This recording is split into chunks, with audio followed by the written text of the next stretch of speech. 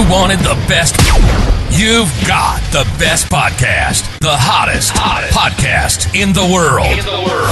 The Chris Voss Show, the preeminent podcast with guests so smart you may experience serious brain bleed. The CEOs, authors, thought leaders, visionaries, and motivators. Get ready. Strap yourself in. Keep your hands, arms, and legs inside the vehicle at all times, because you're about to go on a monster education roller coaster with your brain. Now, here's your host, Chris Voss. Hi, folks. It's Voss here from thechrisvossshow.com. There you go, ladies and gentlemen. Welcome to the big show. I love the Iron Lady when she sings it now. For 14 years, I used to sing that stupid line. You run up to me at shows going, "The Chris Voss Show!" And I'm like, security. But now the Iron Lady does it, and I like it because the sharpness of that voice just wakes me up and takes me to the new level. If you want to order that as a ringtone on your phone, we'll see if we can do that, and it will wake you up in the morning, and you can be shocked awake by the Iron Lady. Anyway, guys, welcome to the big show. We certainly appreciate you guys tuning in. As always, for your family, relatives, dogs, cats, just walk the neighborhood and knock on them like the Mormons do on Saturday morning when you're hungover and say, "Hey, have you subscribed to the Chris Voss Show yet?" Go to goodreads.com/Chris Voss, LinkedIn.com/Chris Voss, Chris Voss one, the TikTokity, and all those crazy places we're at on the internet. Today, I'm really excited about the author we have. He is a multi-book author. One of his most famous books is called The Five Dysfunctions of a Team, a leadership fable that recently came out on its 20th anniversary edition, originally published in April of 2002. I'm stuck in the 2020s. Patrick Lencioni is on the show with us today. He's one of the founders of the Table Group and is the pioneer of the organizational health movement. He's the author of 13 books, which have sold over 9 million copies and been translated into 30 languages. As the president of the Table Group, he spends his time speaking and writing about leadership, teamwork, organizational health, consulting with executives and their teams. After more than 20 years in print, his book was re-released that we aforementioned, and his recent book, 6 Types of Working Genius, was released in September of 2022, and he's the host of the most popular business podcast, At the Table with Patrick Lencioni. Welcome to the show, Patrick. How are you? That's quite an introduction. Thank you, Chris. It's great to be here. Thank you. This is going to be fun. There you go. It is your bio, unless I just made it up. People have to figure that out. I always say they just should say my name and we should get started. There you go. Jeez, wow, that was something. People usually say my name, but then they end it with a 4-letter expletive. So welcome to the show, Patrick. Give us a .com. Where can people find you on the interwebs? Tablegroup.com. Tablegroup.com is our official website. And then workinggenius.com it can be found there too, but that's specifically to the most recent book and an assessment that we're doing that's growing a lot. So there you go.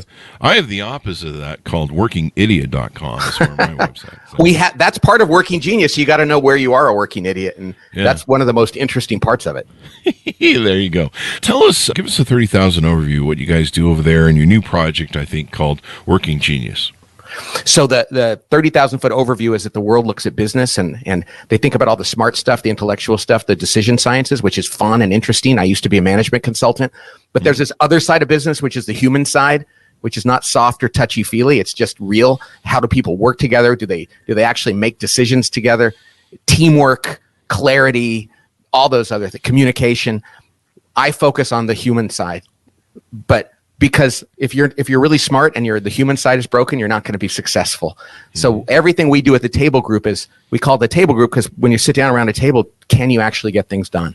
So 22 years ago, my first big book, my third book overall, was called The Five Dysfunctions of a Team, and that's still selling and people are using it. Praise God for that. But 3 years ago, by accident, in trying to solve a problem for myself, because I was kind of grumpy at work, I wrote a book called The 6 Types of Working Genius. I came up with a model, and it's growing faster than anything I've ever done. That is awesome, man. Yeah. That is awesome. We can find this at workinggenius.com. Yeah. Tell us about what we're going to find here. Do you want to tease out some of the 6 types of working genius? Sure. So what we did is we put together an assessment that takes 12 minutes to fill out. And then you get the results back, and people look at the results, and they're like, how the hell did you figure me out based on this? Because Chris, I've been using the Myers-Briggs and DISC and all these other tools out there for years. I think they're all interesting. I'm kind of a junkie for those, understanding myself. but we said there was not a tool that really helped people understand the kind of work tasks that they love that give them joy and energy, and the work tasks that drive them crazy, that drain them. And so many people have done this, and in 10 minutes after getting the results, they're like, no wonder I hate this job, or no wonder I sucked at that, or I failed at this, or and they're immediately going, I got to stop feeling guilty about the stuff I suck at because it's how I am, and I got to lean more into the things that I'm gifted at because that's what I'm meant to do. Ah, there you go. This is really important because, a lot of people didn't really think much about what they were doing and getting involved with because they were, but up until COVID, and COVID, I think, gave people some pause to say, do I really like what I'm doing? Do I like this job? Do I like where I'm working? Do I like these people I live in my home with and I'm stuck with now? Yeah. And so it gave people, that sort of thing. And so it's important for people to do these types of assessments. Absolutely. I really don't think we're meant to live in this life and be miserable. And it's funny because we came up with this when we came back to work out of COVID, and I was on Zoom every day and all these different things. And I would go from being excited about one Zoom call to frustrated at the next and excited. And somebody worked for me said, why are you so grumpy sometimes? And why are you so happy 10 minutes later? And it made me say, I don't know, but I want to figure it out. And I realized there's these 6 different kinds of work. And whenever I was doing the ones that feed me, I was really happy, but I was spending a ton of my time doing things that frustrated me. And that wasn't good for me. It wasn't good for my company. It wasn't good for my colleagues. It wasn't good for my family. And this changed me. And then we realized, oh, this is universal. And so now almost 1 million people have taken this assessment. Wow. And the reports we get back from them is it's literally changing how they think about going to work every day. There you go. Getting the minutia and the depths of it. And I can see some of the questions that you have here. You're talking about people, how they approach things, how they look at things. People say, I can't stop innovating or proposing new ideas is one. And so people give you 3 different variations of an answer. Definitely yes, or definitely not, or somewhat. And they got to get a balance of where they are. I didn't get this year's finished to complete yet. I think I'm about halfway through it. But so what happens at the end of this assessment? Do I get a report or how does it turn out in the end? Yeah, so there's these 6 geniuses, if you will, and everyone only has 2 of them that really feed them. 2 of the 6 are like, I could do that all day and I wouldn't burn out. So I'm less than half of an idiot then. Yes. You're a third. I want to have all 6. Is that possible, or is that no? Possible? Okay. And the problem is people try to have all 6. I grew up trying to be good at the things I suck at, and all that did is kind of tweaked me, because then people were like, hey, you're good at that. And I'm like, no, I hate it. I'm doing it because I'm afraid to fail. Please don't make me do it anymore. And until you realize that, you're going to be put in a position to be asked to do things that you really shouldn't do. So 2 of them are your working genius, Chris. 2 of them are we call your working competency. You can do them. It doesn't feed you, but you could survive after a while. 2 are what we call your working frustration. Okay. And that's that even spending a few hours doing that can absolutely destroy your sense of joy and energy.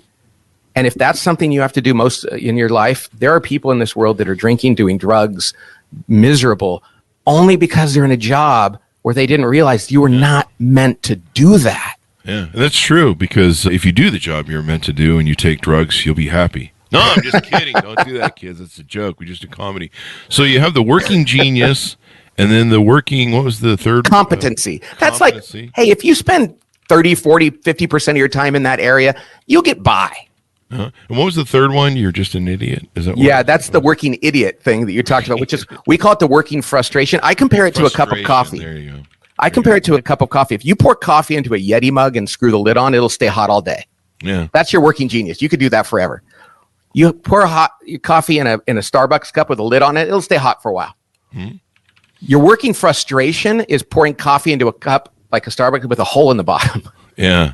And it's just like, it's going. And so if we can minimize, you can never eliminate, but if you can minimize the time you spend doing the things that crush you, it changes everything. Sorry, I'm making notes here so I can talk through this.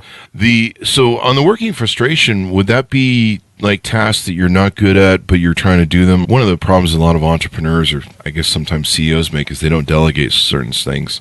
And, maybe you're not delegating the thing you're not good at, like accounting or something like that. Yes. And You need to delegate it, but not abdicate it. Sometimes in small businesses, they go, hey, I hate that. We're just not going to pay any attention to that. And it bites them in the ass. Yeah. But you have to say, I'm going to delegate it. I'm going to make sure it gets done, but I am not going to do it. And then there's a third person who goes, nobody can do it but me. And then they lose their passion for why they started the business in the first place. It makes sense. A lot of entrepreneurs make that mistake. They try to wear all the hats.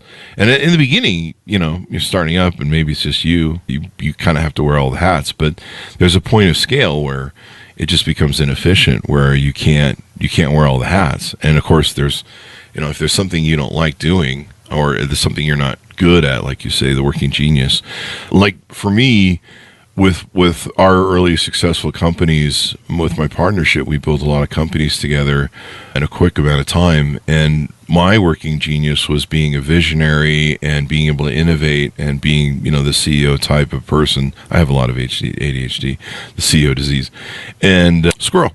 And so I was really good at that. But when it came to redundancy work, the data inputting, maintenance, the maintenance stuff, my brain turns to mush. Like I can't even do it because it's just maddening for me, but I'm horrible at it. But my business partner that had been a lifelong friend of mine, he was really good at that. If you gave him an innovative visionary thing and I'd say, hey, we need to fix something that's bleeding out cash in the company, or we need to innovate something, here's a yellow pad, go home, bring me back some ideas. He'd come back with 0. And you'd be like, how do you do 0? But he had no vision, he had no ability to innovate, but he could do redundancy really well. So I could build the models as that, that drop you in the jungle CEO and clear a path and build something, and I could give it to him and he could make sure the wheels kept spinning. And so it was a great team. And so it really gave me insight to what you're talking about of I would focus on my working genius. He would focus on his working genius, and his working genius was my working frustration and vice versa. And there's probably some parts in there where we both helped each other through the working competency part in the middle. Exactly. And you can do that for a little bit, but not if you're so burnt out.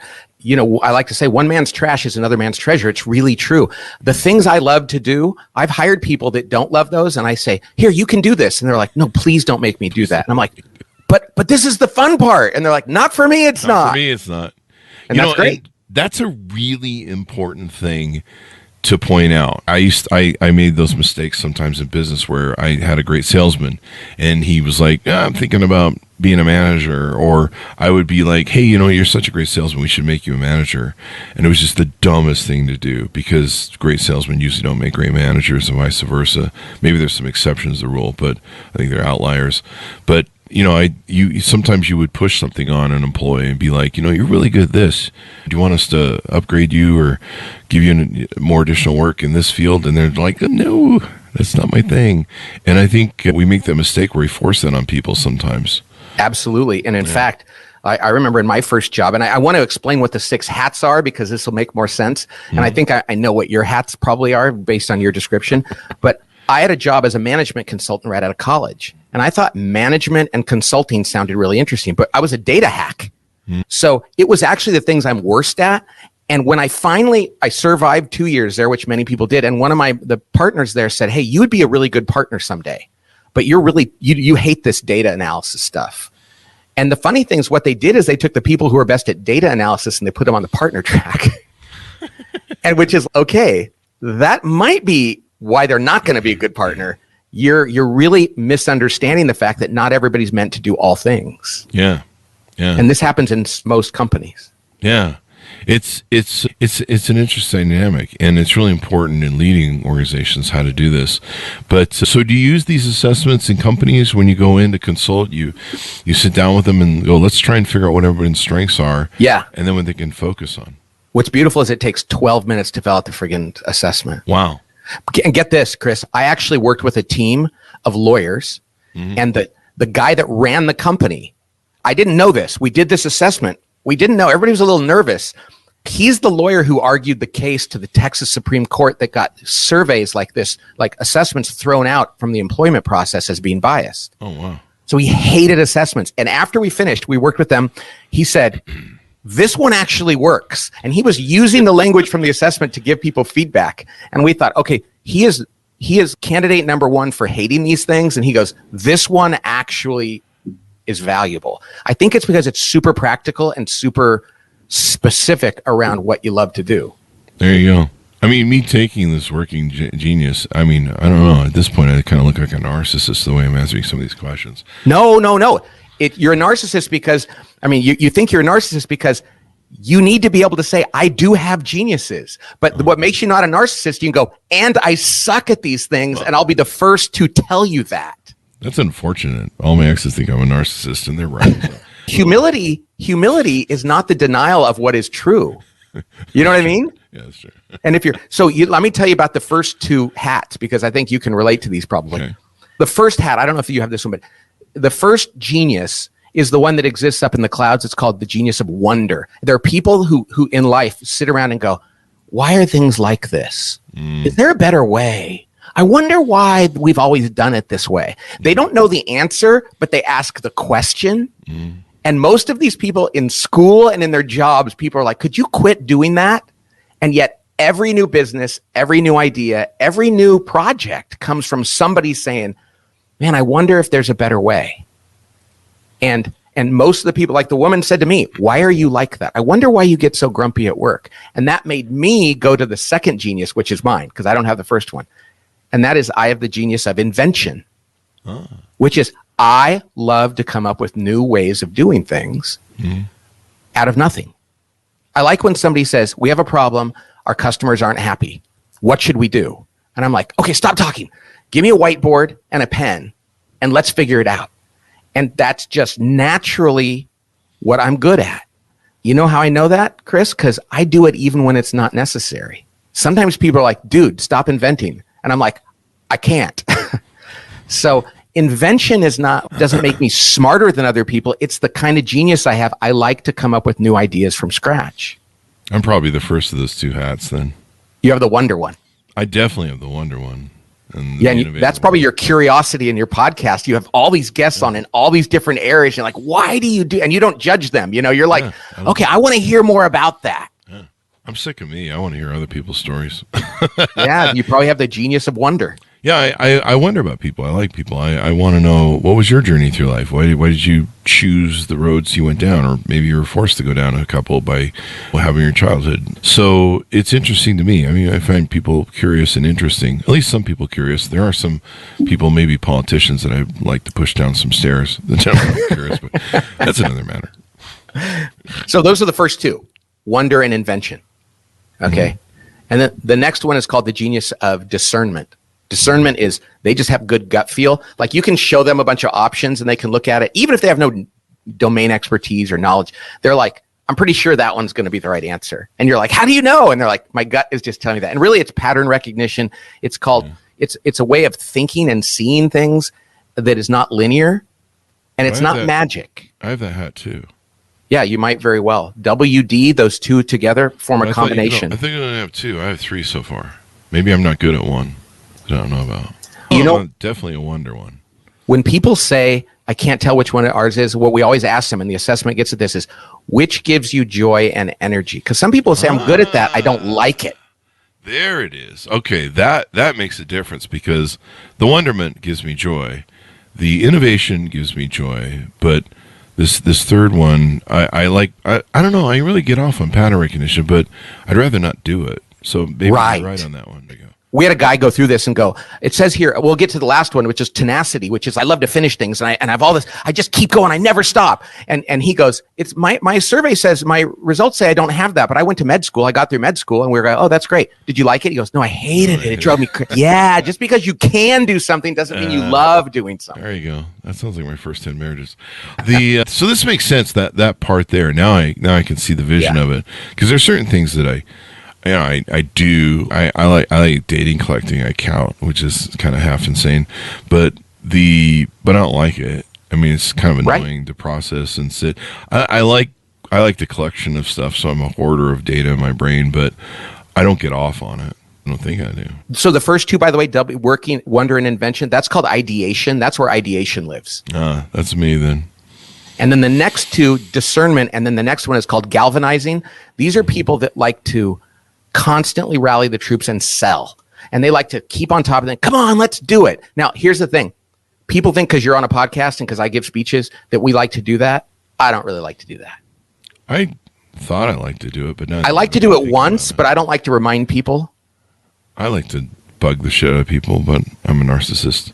I have some dark triad issues, Machiavellianism. Yeah, I do that a lot. I'm a troop rallier and a cheerleader. It's just a CEO thing. But I can't wait to see what your results say. Yeah, I'll see if I can finish here as we go. So galvanizing was what was crushing me because I was the CEO of my company, which means I have to galvanize. Hey, we all have to do things we don't like. But I was doing it all the time. And it was crowding out the things I really liked. And so I finally realized, hey, I don't have to galvanize all the time. I found a guy who had it as a genius in my company. And I said, hey, you can be the chief galvanizing officer. And he was like, I haven't earned the right to do that. He goes, no. It's a genius. You love it. You're going to get people up in the company and get them rally the troops every day. And I'll help you a little bit, but I don't want to have to do it all the time. And he was suddenly like, I love this job. And I'm like, I love my job more now.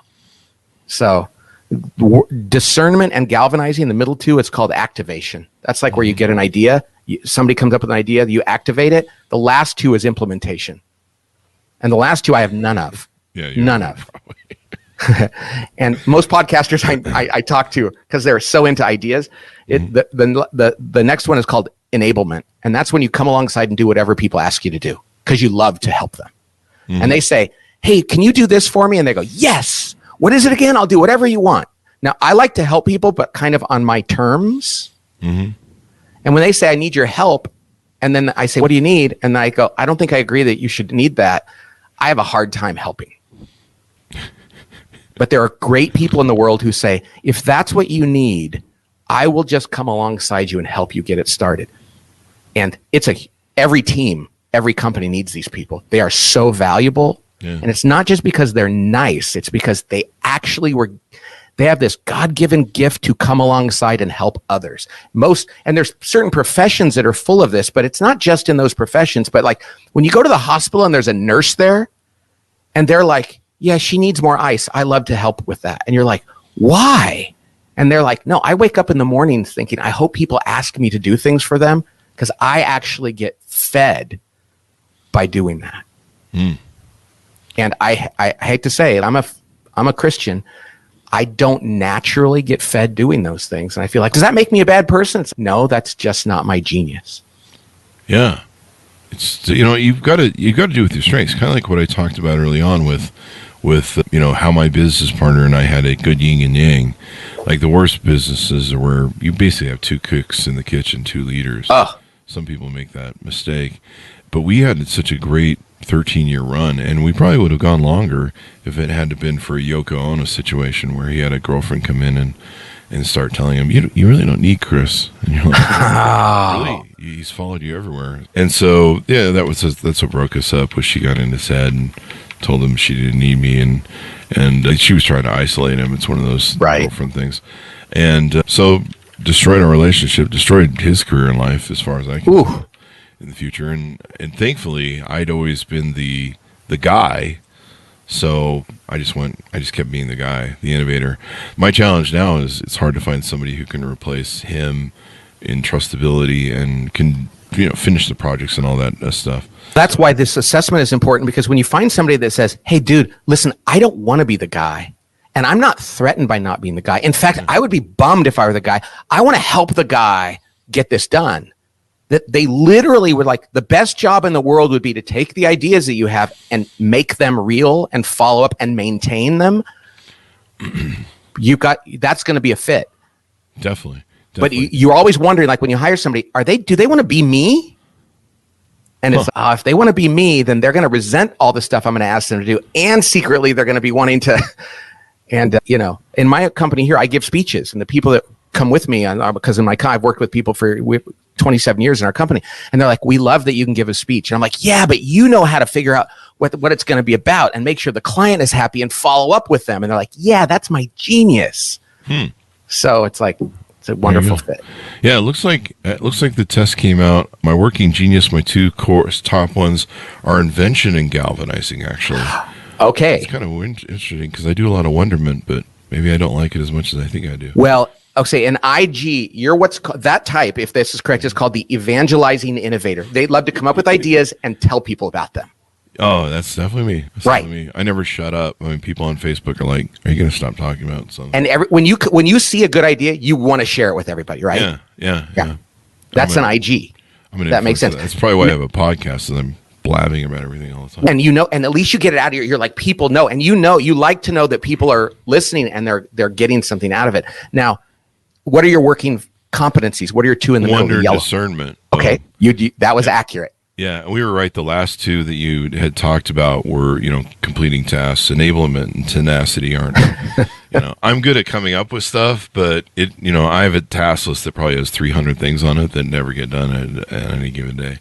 People will say, "You've written 13 books. You must be a taskmaster." I'm like, no, I would have written 0 had I not had people around me with tenacity, which is the last one. Tenacity is finishers. Mm-hmm. They're actually not happy if they can't finish things. I'm not happy if I have to finish things. See, that's how I am. I used to hand the visionary projects. I'd create the widget model for the profitability, and then I would hand it off to my business partner, and then he would hand off the employees, and they go about their business. And then I handled usually the sales force because the visionary of getting people to sell, and there's usually not like a cap or redundancy to sales. If you're an IG, you're the consummate salesperson too, because you're like, if they said, "Hey, will you come in and help convince this person?" You're like, "Absolutely, I will." Absolutely. Yeah. I mean, I'll either motivate them or I don't know, put their head up against the table and say, "Sign the documents," or you're. Never mind. That's a Godfather reference. And imagine you have an employee. So I had this client. We had this company that had this woman who was in charge of sales, right? Mm-hmm. And she was fantastic. She was a cultural fit, which is always most important. And she made her numbers, and her staff loved her, and her customers loved her. Now, as it turned out, her working genius was ET, which means she likes to do what people ask her to do, and she always finishes. So she wants to make her numbers, close the deal, and all that. But the market changed, and the CEO went to her and said, "Hey, we need a new sales strategy. This isn't going to work anymore." And she couldn't come up with one. She, like you said, he handed the yellow page to the person and said, "Come up with something." And she was like, "I can't do it." He almost fired her. And then he did the working genius, and he saw like she doesn't have any invention and any wonder. And she was like, and so they found a guy in marketing that had invention, and they said, "Can you come and work with this team?" And in 3 hours, he came up with their new sales strategy. And he goes, "I almost fired one of my best executives because I thought she had to be good at all of this stuff." You have to wonder how much that happens. Oh, so much, Chris. And people take this and they look back and go, "I was attributing a person's lack of genius to they didn't care, or they weren't smart, or they weren't responsible." When in fact, when they see their genius profile, they're like, we had a guy go in for his performance review after a bad period, and he was meeting with his boss and his boss's boss, and he goes, "This is going to be a bloodbath." He takes his the working genius. The next day he goes in, he goes, "Hey, before we start, can I just show you this report I just did?" And they looked at it and they go, "Crap, no wonder you're doing so bad. This is a terrible job for you." He goes, "I know." And they're like, "We have another job in the company that would be great." He goes, "I got promoted purely because I let them see who I was, and they knew he was a good guy." Yeah. But so instead of kicking him in the teeth for not being good at things that are clear, they actually put him in a job he could thrive in. Self-awareness is great. Oh, yeah. And being able to appropriately analyze employees and find out what they're good for. That I learned, like I said, I learned that the hard way back in the day, where I would put employees in positions because they were great employees. And somehow I had this concept, Tom Peters gave it to me, but basically, if you teach them all things, it will be great as they rise to the company, and maybe they'll be CEO nowadays. There's still a lot of people who are now CEOs of companies that, start as the janitor, the front door boy, the mail clerk.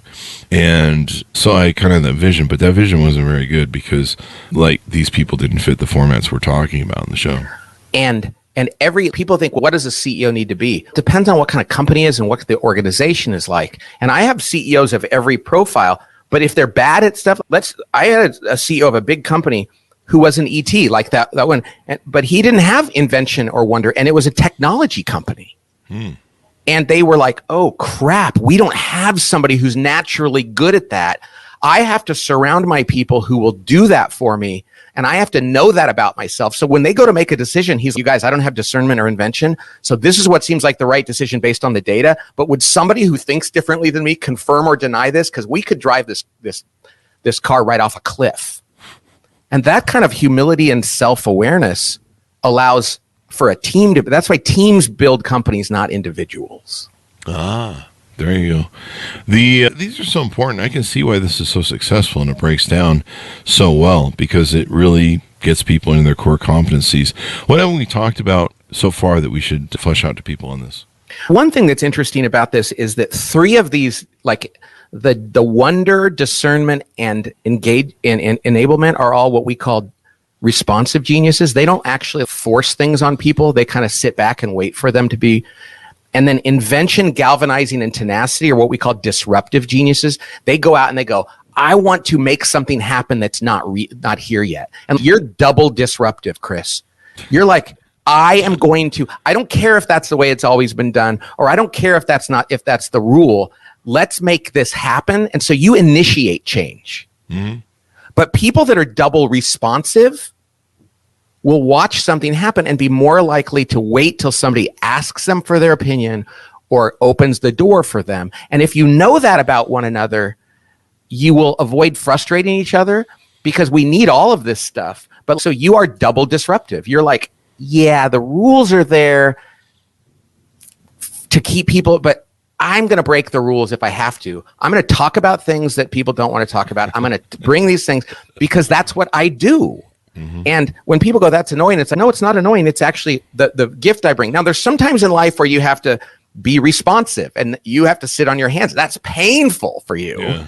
But at least if you know, like, oh yeah, I'm not wired that way. Okay, I'll try to do that for a while, but I'm not going to get in a job. I mean, imagine if you were in a job where compliance was the most important thing. That's when I get fired. And there's other people, it's like, imagine if you were at a job where you had to break the rules and constantly question authority. Yeah. And they would have the same reaction you just had. Yeah. Which is crazy that people can, like, again, one person's trash is another person's treasure. Yeah, one of my last jobs where I worked for somebody else, I was what they called an entrepreneur. This is the 90s before people really started talking about it.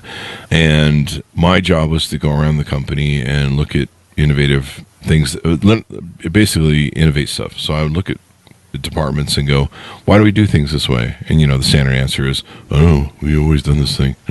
Karen taught me how to do it this way, and I do it this way. Who taught Karen? It's the old turkey in the oven parable, if people have heard of it. And then so I'd be like, if you took out this step or these steps people put in to complicate things and probably justify their jobs, this thing can get done much quicker, or it can get through the throughput of the workflow much quicker. And then I could do that. So, yeah, I was the breaker of things and the challenger of status quo. But a lot of corporations, that sort of person doesn't work good unless they're a CEO. Or if the CEO says, I know we're not good at this, I need you to do this, I'm going to reward you for tearing things down. Mm-hmm. But they can't have it both ways. Mm. And that's why an innovative culture is not one that tries to preserve things. Mm-hmm. And you and I were talking before about, and in government, everything that gets established in government is there to preserve itself. Mm-hmm.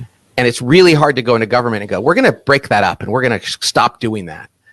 And that happens in churches and other organizations. It's like preserving a program. And so you and I, that we're not maintainers and preservers. We're like, hey, let's question that and let's turn it upside down and get everybody doing the right thing. And there are certain organizations that people like us would really struggle in. Mm-hmm. There you go. So this has been really insightful. Any final thoughts as we go out and for people on getting the assessment, taking it, and learning more about it? It takes 12 minutes. It costs $25. We priced it like a couple cups of coffee because this is so important. We didn't want to make it expensive. And just know that if you don't know what your God-given talents are, you are going to feel guilty, mm-hmm. and you're going to judge others and feel judged. And mm-hmm. the liberation that comes from knowing that, and being on a team and knowing what one another's are, and helping, it's just something this is a mission for us. This is something that we just want everybody in the world to avoid what so many people did when they went to work and they spent 45 years doing something they hated. We just think life is not meant to be that way. You need to make one for marriage and relationships. This helps with that. Let me tell you. What you're good at. Chris, you know something? We had a guy write to us and say, oh my gosh, I did this. I thought my wife hated me for years. And we said, why? And he goes, he was an inventor, right? And his wife is a discerner. So she's the one who looks at something and can tell if it's going to work or not. He goes, every time I came up with an idea, she would say, this is why it's not going to work. And he's like, this woman doesn't even want me to succeed. And they literally on Valentine's Day, they did this. And he said, so you're not trying to rain on my parade? She goes, no, I just don't want you to do something that's not going to work. Wow. And it went from misunderstanding one another's motives to understanding that's their genius. Maybe it can really help in relationships. Maybe you should do this for relationships then. Yeah, maybe we need it. Because I know a lot of people are suffering from that. You can do it pre-divorce court. But no, I love this. I've learned a lot about myself, and I thought I was pretty self-aware. But I don't think there's ever a final lane for that. So thank you very much, Patrick. I mean, this has been super insightful, and hopefully you can change some lives. I mean, if you're one of those persons who's just working a job, take the test, and that way if you get offered promotions, or maybe you find what you love. There's nothing worse in this world than doing something you don't love doing and you're not passionate about it, and trying to show up for work every day. And you know something? Most managers, Chris, would like to know what you're better at. They're not going to be like you. They might be like, hey, you could do this other thing that we really need. Mm-hmm. And until they know what that is, it's hard for them to actually think about that. Yeah, it really is. Like I would have people come up to me. My audience has heard this for years. I would have people come up to me and they go, "Oh, it's so great. You're the CEO of a courier company." And I'm like, I don't really like it. I don't like the courier company. I don't like blue collar sort of business. I just don't like it. And then I have my mortgage company, and people come up and be like, hey, it's really cool that you have this really big business and you're a CEO. You do what you love. And I'm like, I don't love it.